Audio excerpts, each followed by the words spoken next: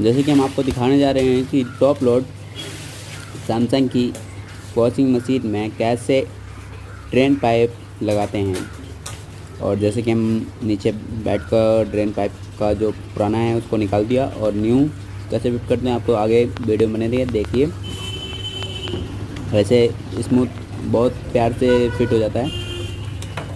तो एक लाइक एक सब्सक्राइब कर दीजिए। और जो कि उसका अर्थवा पाइप है तो बाद में हम इसको काट के अंदर करेंगे। और ये वॉशिंग मशीन रनिंग कर रही है तो इसका इनलेट ख़राब था, हमने फिट कर दिया है।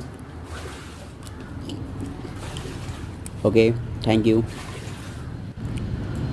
तुम्हारे पास